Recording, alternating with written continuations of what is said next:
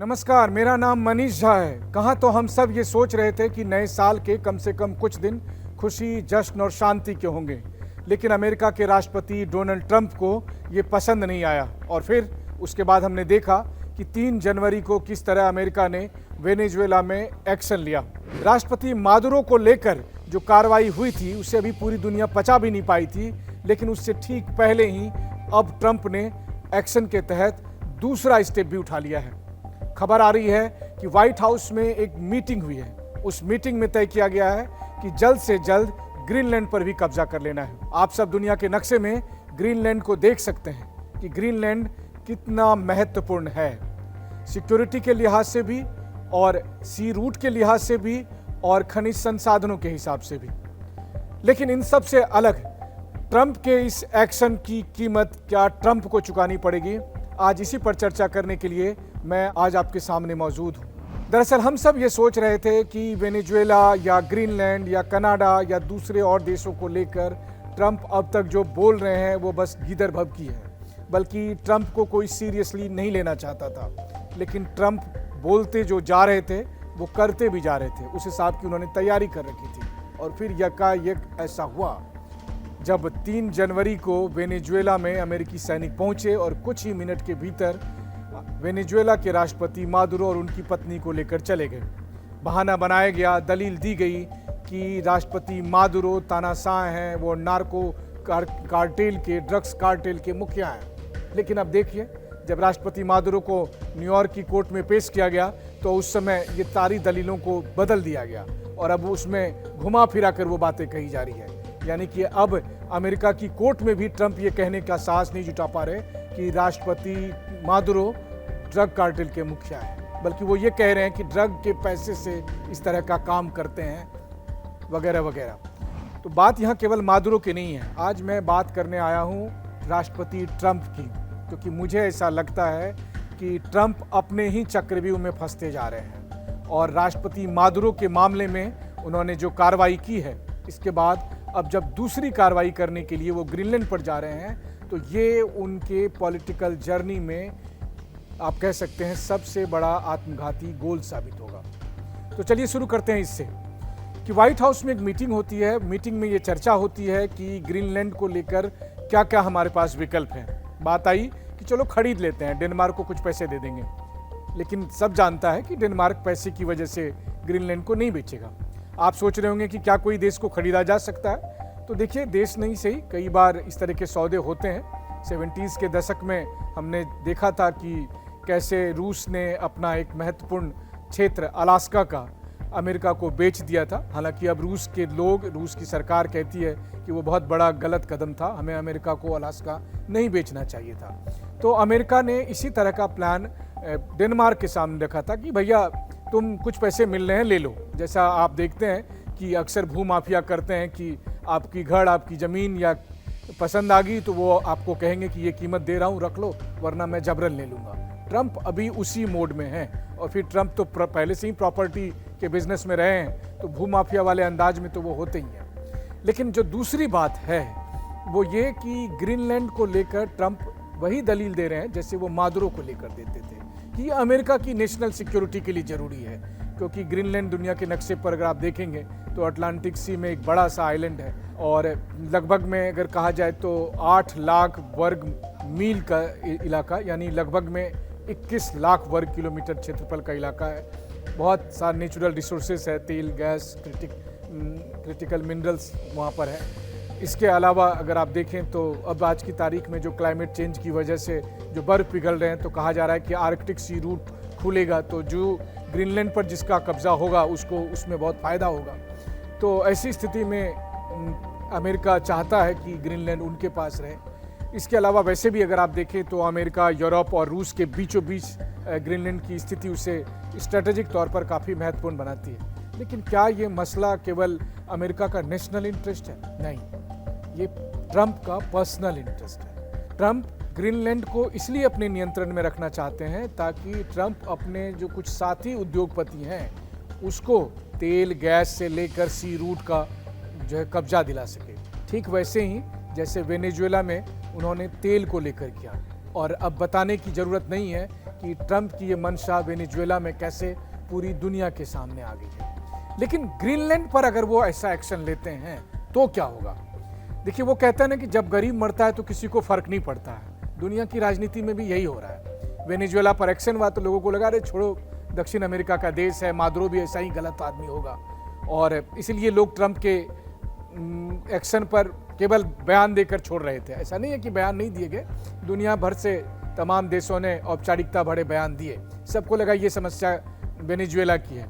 फिर ट्रंप बड़े गर्व से कह रहे थे कि मैं मुनरो डिक्लेरेशन लेकर आऊँगा।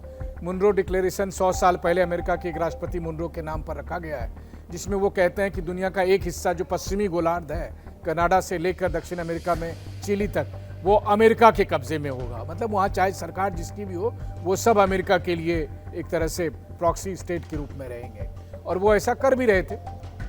इन दिनों ट्रंप साहब एक नई दलील लेकर आते हैं कि वहाँ रूस और चीन का इन्फ्लुएंस बढ़ रहा है, इसलिए अमेरिका को अपनी सिक्योरिटी स्टैब्लिश करनी पड़ेगी, और इसका नाम उन्होंने मुनरो डिक्लेरेशन को डोनरो डिक्लेरेशन के तौर पर कर दिया है। तो मैं आपसे यही कह रहा था कि वेनेजुएला पर जब हुआ तो लोगों को लगा छोड़ो, गरीब देश है, कौन पूछता है इसको। फिर उसके बाद ट्रंप धमकी दे रहे थे कोलंबिया को लेके, मैक्सिको को लेके, क्यूबा को लेके। अगेन, ये सब गरीब देश है, गरीब देशों को कौन पूछता है। जैसा अफ्रीका के देश हैं वैसे ही ये सब देश हैं। हालांकि इन सब के पास नेचुरल रिसोर्सेस अथाह भंडार है, लेकिन वही है कि इनकी कुछ अब तो अपनी राजनीति है, और कुछ बड़े सुपर पावर नहीं चाहते हैं कि ये कंट्रीज यूरोप की कंट्री जैसे विकसित बने। लेकिन मामले में एक छोटा सा ट्विस्ट आया जब ट्रंप का ग्रीनलैंड प्लान को लेकर हलचल शुरू हुई। अब ग्रीनलैंड को भी लगता है, डेनमार्क को भी लगता है, और यूरोप के सभी देशों को लगता है कि ट्रंप ने जब वेनेजुएला पर एक्शन लिया है तो वो ग्रीनलैंड पर भी एक्शन लेंगे ही लेंगे। वरना सब सोच तो यही रहते कि वेनेजुएला के बाद अगला नंबर ईरान का है, कोई कह रहा था कोलंबिया का है, कोई कह रहा था मैक्सिको का है, कोई कह रहा था क्यूबा का है। लेकिन यहाँ तो कहानी कुछ और हो गई। इन देशों का नंबर है, नंबर तो सबके आएंगे, बारी बारी से सबके नंबर आएंगे, बस ये है कि नंबर में पहले कौन और उसके बाद कौन। तो अब सबसे बड़ा सवाल ये है कि जब ग्रीनलैंड को लेकर ट्रंप ने अपना एक्शन प्लान रख दिया है, और जब उन्होंने एक मोहलत दे दी है कि भाई हर हालत में मुझे 24 जनवरी तक ये मिशन पूरा कर लेना है, हालांकि जो हो सकता है ये कुछ दिन और बढ़ भी जाए, लेकिन ट्रंप बहुत तेज़ी के साथ इस पर आगे बढ़ रहे हैं। व्हाइट हाउस में मीटिंग हो रही है, तो उस मीटिंग में ये तय किया गया कि खरीदने के अलावा हमारे पास मिलिट्री ऑप्शंस भी होना चाहिए। अब आप सोचिए, अगर वेनेजुएला का पूरा ऑपरेशन, जिसमें जो दावा किया जाता है कि 3-4 मिनट से लेकर 30-35 मिनट में जो है सो मादुरो को उठाकर लेकर चले गए, सारा काम हो गया था, या कुल मिलाकर 2-2.5 घंटे का ऑपरेशन अगर वेनेजुएला जैसे बड़े मुल्क के पास रहा, जहाँ पर बड़ी साइज़ की सेना थी, तो ग्रीनलैंड पे आपको क्या लगता है कितनी देर का? मुझे तो लगता है जब तक मैं चाय का एक कप चाय पीऊँगा तब तक मैं ग्रीनलैंड पर अमेरिका कब्जा कर सकता है। 2-4 मिनट काफ़ी है उसको कब्जा कर लेने के लिए। 500,000 सैनिक एक साथ हेलीकॉप्टर से उतरेंगे, हो गया ग्रीनलैंड पर अमेरिका का कब्जा करने से कोई रोक भी नहीं सकता है। और इस बात की चिंता यूरोपीय देशों को है, बस यही बात है। जब अपने पे आई तब दुख समझ में आया। क्यों? क्योंकि ग्रीनलैंड, डेनमार्क दोनों ही नाटो के मेंबर हैं। नाटो का फाउंडिंग मेंबर है डेनमार्क। तो आज जो 32 देश नाटो के बड़े चौड़े होकर कहते थे कि नाटो के पास आर्टिकल 5 है, यानी अगर कोई देश नाटो के एक देश पर हमला करेगा तो 32 देश मिलकर उस पर हमला करेंगे। अब क्या होगा? अब उस आर्टिकल 5 का क्या होगा? अमेरिका अगर ग्रीनलैंड पर कब्जा करेगा, जो कि डेनमार्क का एक ऑटोनोमस रीजन है, तो क्या ग्रीनलैंड और डेनमार्क अकेले रहेंगे, या फिर जो बाकी कंट्री है वो सब मिलकर अमेरिका पर हमला करेंगे? आपको लगता है? और अगर है तो क्या इस स्थिति में हैं वो लोग कि वो लोग अमेरिका को हरा सके? तमाम तरह के सवाल हैं, और ऐसा नहीं है कि आप सिरे से सबको खारिज कर दें, क्योंकि ये बात भी सही है कि देखिए, दुनिया ताकत से चलती है, लेकिन दुनिया जनमत से भी चलती है। अब तक होता ये आया था कि ऐसा नहीं है कि अमेरिका पहले ये सब नहीं करता था, लेकिन जब अमेरिका इस तरह का कोई एक्शन लेता था तो बड़ा बड़ा नाम देता था कि मैं लोकतंत्र की रक्षा के लिए जा रहा हूँ, मैं मानवाधिकार की रक्षा के लिए जा रहा हूँ, मैं वहाँ के लोगों की आज़ादी के लिए जा रहा हूँ। लेकिन वेनेजुएला के मामले में वो खुलकर आ गए कि नहीं, मैं तो तेल के लिए जा रहा हूँ, ये सारा तेल का खेल है। उसी तरह ग्रीनलैंड भी उनके साथी उद्योगपतियों के लिए महज एक बिजनेस है, ये अमेरिका का भी इंटरेस्ट नहीं है।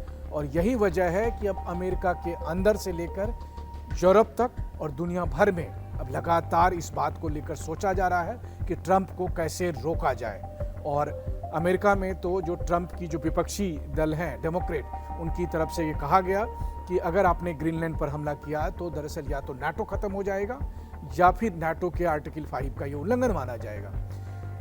तो अब मुझे पहले तो ये बताइए कि नाटो का सबसे बड़ा दुश्मन कौन है, क्योंकि नाटो तो अभी तक बड़े जोर शोर से तैयारी कर रहा था रूस को घेरने के लिए कि पुतिन उनका सबसे बड़ा दुश्मन था, लेकिन मुझे लग रहा है कि अब तो नाटो का सबसे बड़ा दुश्मन पुतिन नहीं ट्रंप है।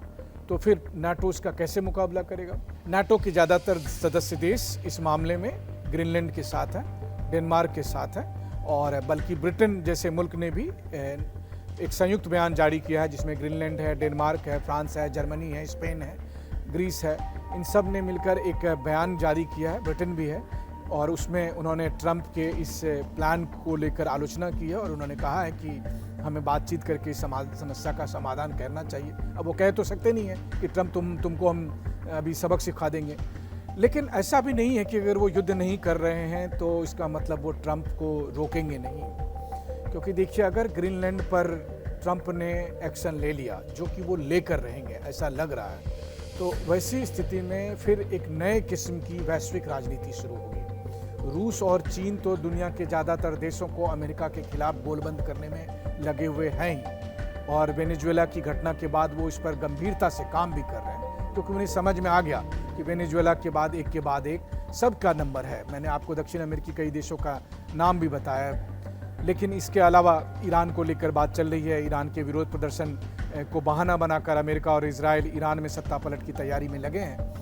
लेकिन अभी चूंकि बात हम ग्रीनलैंड की कर रहे हैं, क्योंकि देखिए जब तक मसला दक्षिण अमेरिका और ईरान तक है तब तक तो यूरोपीय देशों को फर्क नहीं पड़ता, लेकिन चूंकि अब बात आ गई है घर में, और ट्रंप को भी वो हिंदी में कहते हैं ना कि लहू मुंह लग गया, तो ट्रंप को भी के मुंह में भी वो खून लग गया है। अब उसको मज़ा आने लगा इसमें, और एक अलग किस्म का नशा उस पर आ गया है। तो भाई साहब वो कहते हैं कि अहंकार तो रावण का भी नहीं रहा, तो ट्रंप क्या चीज़ है? तो ट्रंप का ये अहंकार कैसे टूटेगा, ये आप समझिए कि ट्रंप कैसे अपने चक्रव्यूह में फंसे। तो होगा ये कि ग्रीनलैंड पर अगर ट्रंप ने कब्जा किया, जो वो करने जा रहे हैं, तो उसके बाद ना केवल यूरोपीय देश लामबंद होंगे, बल्कि यूरोपीय देश और कनाडा मिलकर अमेरिका में भी, क्योंकि अमेरिका में इनका अच्छा प्रभाव है, आखिर अमेरिका बना तो यूरोप से ही है, यूरोप के ही लोग जाकर अमेरिका बनाए हैं, तो वो उनको भी ये ट्रंप का एक्शन पसंद नहीं आएगा, बल्कि ट्रंप के कट्टर सपोर्टर्स भी ग्रीनलैंड के मामले में ट्रंप का इस तरह साथ देते हुए नज़र नहीं आएंगे। तो मेरी उम्मीद ये है कि जो अब मिड टर्म इलेक्शन अमेरिका में होने वाला है, उसमें ट्रंप की पार्टी, रिपब्लिकन पार्टी को काफ़ी नुकसान होगा, और जब ये नुकसान होगा, जिसका अंदेशा ट्रंप भी जता रहे हैं, तो उसके बाद अमेरिकी संसद में इनके नंबर कम होंगे, और वैसी स्थिति में ट्रंप के खिलाफ महाभियोग लाया जाएगा। तो मैं आज आपसे यही कहना चाह रहा था कि बस देखते जाइए, भले ही वेनेजुएला पर एक्शन लेकर और मादुरो को की परेड करवाकर वो खुश हो रहे हैं ट्रंप, लेकिन जल्द ही ऐसे हालत बनेंगे कि आज जो हालत वेनेजुएला के राष्ट्रपति मादुरो की है, ठीक वैसे ही हालत में आपको ट्रंप इसी तरह दिखाई देंगे, हाथों में हथकड़ी लगाए हुए, और जब उनको लेकर जा रही होगी अमेरिकी एजेंसियां, ये कहते हुए कि अमेरिका के नेशनल इंटरेस्ट को दरकिनार करके ट्रंप ने अपने इंटरेस्ट को आगे बढ़ाया, और इसीलिए उन पर मुकदमा चलाया जा रहा है। जी हाँ, मेरा मानना यह है कि ग्रीनलैंड पर ट्रंप के एक्शन के बाद से बहुत तेज़ी से अमेरिका और दुनिया भर की राजनीति बदलेगी, और उसका असर होगा ट्रंप के खिलाफ महाभियोग। फिर ट्रंप अपना कार्यकाल पूरा नहीं कर पाएंगे, और फिर ट्रंप को भी जेल जाना पड़ेगा। तो चलिए देखते हैं, ये बात मैं अभी आपसे शेयर कर रहा हूँ, और आगे की हलचल पर आप भी नज़र बनाए रखिए ग्रीनलैंड को लेकर, और ट्रंप के इस अहंकार भरे रवैये को लेकर जो कुछ महत्वपूर्ण बातें लेकर फिर मैं आपके सामने आऊँगा। अभी के लिए बस इतना ही, मुझे दीजिए इजाज़त। शुक्रिया।